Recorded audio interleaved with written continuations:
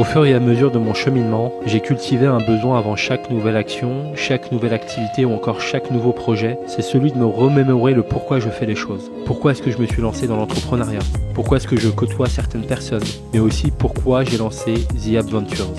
The Adventures part d'une volonté de lancer un mouvement, de construire et fédérer une tribu d'hommes et de femmes qui soient capables de passer à l'action, qui soient capables d'apprécier la nouveauté et qui soient capables d'explorer ses limites.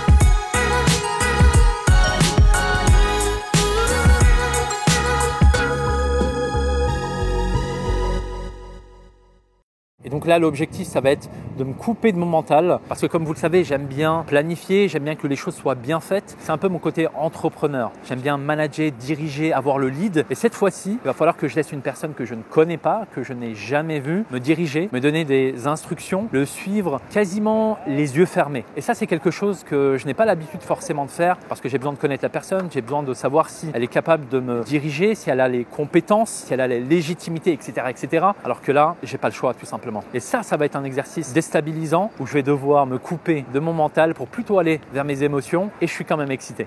Alors la deuxième qualité concerne le fait de savoir vivre l'instant présent. Alors c'est une notion qui a été excellemment définie par un professeur en Pennsylvanie du nom de Martin Seligman. Alors il faut savoir que ce mec a réussi à décomposer la notion du bonheur en une équation à 3 variables.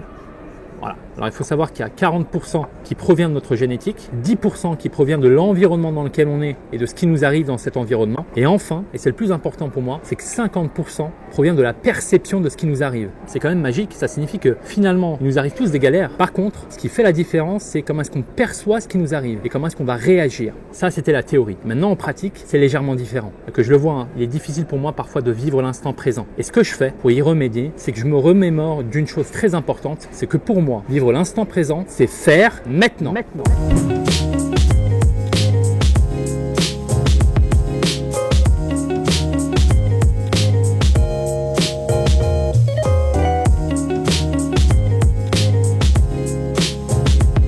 Alors je vous présente Woody, c'est la marionnette, avec la position idéale, cambré, jambes tendues, tête levée, bras symétriques.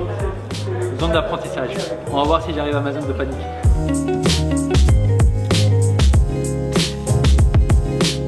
Le moment tant attendu arrive bientôt, dans quelques minutes. J'ai récupéré mes Laserlight Air Plug, autrement dit des boules qui tout simplement. Donc, on va les utiliser après. On attend le moniteur, je mettrai mes petites lunettes de protection, 180 km d'air sur moi. On va voir ce que ça donne.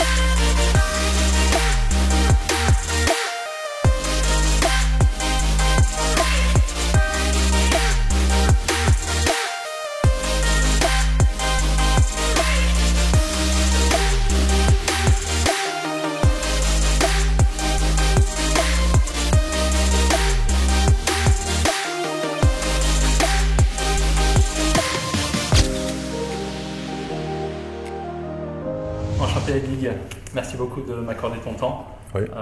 Tu m'avais raconté un peu ton histoire par rapport à l'armée et ta reconversion à la soufflerie. Est-ce que tu peux en dire un peu plus par rapport à ça? En fait, moi j'étais militaire, donc j'étais dans les parachutistes, commando parachutiste. Donc j'ai fait 14 ans d'armée et là je me suis reconverti dans la soufflerie suite à un accident de la route qui m'a handicapé de la jambe. Donc je suis maintenant amputé de la jambe depuis 1 an. Ah ouais, d'accord. Ouais. C'est rare de voir ça. C'est rare, je pense être le seul, déjà en France c'est sûr, et après dans le monde je pense qu'on n'est pas beaucoup à être moniteur à soufflerie. D'accord. Dans la structure IBA, iFly, je sais que je suis le seul. D'accord. Et c'est difficile d'en faire alors que tu as une jambe amputée ou ça n'a aucune incidence? Pour la formation qui est très physique, ça a forcément une incidence. Ouais. Après, moi, j'ai des grosses capacités physiques qui m'ont permis de justement réussir cette formation malgré mon handicap. Ouais. Tu compenses en fait? Ouais, je compense. Après, ça joue aussi sur le vol, car je suis limité sur certaines positions. Donc j'ai par exemple une amplitude de genou qui est très limitée. J'ai pas de ressenti de l'air, d'appui de l'air sur mon membre inférieur, ce qui est pas évident des fois pour certaines positions ou pour l'apprentissage de certaines positions. L'importance du lâcher prise. Est-ce que tu trouves que c'est important? Est-ce que ça a des avantages, des inconvénients? C'est important pour pouvoir évoluer rapidement? Alors pour toute personne qui vient ici, le lâcher prise ça va avoir une certaine importance, car quand on apprend quelque chose, bien sûr, il faut pouvoir mettre tous les problèmes qu'on a à côté, sinon on ne peut pas se concentrer sur la chose qu'on est en train de faire. Donc ici on essaie de décontracter les gens au maximum pour qu'ils puissent oublier leur quotidien, peut-être leurs problèmes, et se concentrer sur la chute libre et le plaisir qu'ils vont avoir chez nous. Beaucoup de gens, des fois ont un peu de mal avec la pression à justement profiter de ce moment présent. Ils s'en rendent compte vraiment à la sortie, où ils ont profité que sur les quelques dernières secondes où ils ont réussi vraiment à lâcher prise. Ils rentrent souvent, les baptêmes simples sont de 2 fois 1 minute, donc c'est assez court, même si pour certaines personnes ça paraît encore plus court. Donc ils rentrent, ils sont très stressés, il faut les déstresser, leur faire adopter la bonne position, et ils sont tellement dans cette pression qu'ils n'apprécient pas tout le vol. Ils apprécient le vol, tout le vol, mais se rendent compte vraiment du plaisir qu'une fois sorti. Des fois, les gens ne se rendent pas compte aussi, ils sont tellement stressés et c'est juste vraiment, ils ressentent le plaisir que quand ils sont sortis. Alors qu'idéalement, quand on peut lâcher prise, on ressent le plaisir tout de suite dès qu'on est entré dans la soufflerie. Exactement.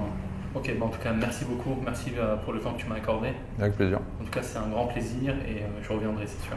Je te dis à bientôt alors. Merci beaucoup. Ce que cette expérience m'a apporté, c'est le fait de vivre de nouvelles sensations que je n'avais jamais vécues auparavant. C'est comme si je mangeais un nouveau plat, que je mettais la cuillère dans ma bouche et que je me dise « Waouh, quelle est cette sensation ?» Et l'inconvénient de ce genre d'expérience, c'est qu'à un moment donné, on sait très bien qu'on va devenir accro. Là, j'ai fait 2 séances. Je sais très bien que je vais devoir y repartir parce qu'à un moment donné, il y a un manque qui commence à être généré. Maintenant, pour rentrer concrètement dans le vif du sujet et savoir comment est-ce que j'ai ressenti cette expérience, à un moment donné, quand on tombe dans le vide, c'est comme si en fait, je rebondissais sur des coussins. C'est le meilleur exemple que je peux vous donner, c'est que j'avais l'impression de rebondir sur des coussins et de monter petit à petit. Et plus je prenais de l'altitude et plus j'avais l'impression de ressentir que l'on peut ressentir dans une montagne russe, c'est-à-dire que lorsqu'on descend à une très grande vitesse, on a l'impression que l'estomac va remonter et qu'à un moment donné ça va même ressortir de notre bouche. Là il n'y avait pas cette sensation. Je ressentais des choses au niveau de mon estomac, mais c'était toujours agréable. Au bout de 5 à 7, 10 secondes, on commence à y prendre l'habitude et à un moment ça devient très agréable. Et la seule chose qu'il fallait que je fasse, c'était de me rappeler de ne pas regarder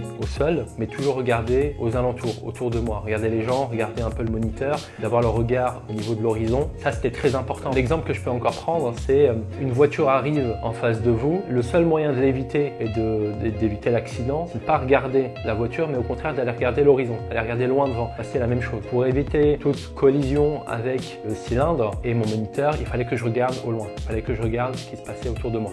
Donc, je vous recommande vivement cette expérience, que ce soit pour un mariage, je vous assure, la personne ne l'oubliera jamais. Et encore une fois, l'inconvénient, c'est le risque d'être accro. Donc voilà, au moins c'est dit. Un autre élément qui est important, c'est au niveau des épaules et des cervicales et au niveau du bas du dos. J'ai senti que ça travaillait, j'ai senti qu'il fallait vraiment s'échauffer auparavant. Donc ça, c'est un conseil que je vous donne, faites attention. Sinon, si vous n'avez pas de problème, que vous êtes bien échauffé, c'est le top du top, vous allez apprécier. Si vous l'avez déjà fait ou si vous souhaitez le faire, n'hésitez pas à me le dire en commentaire. Je pourrais vous donner des conseils, je pourrais même vous donner un code promo.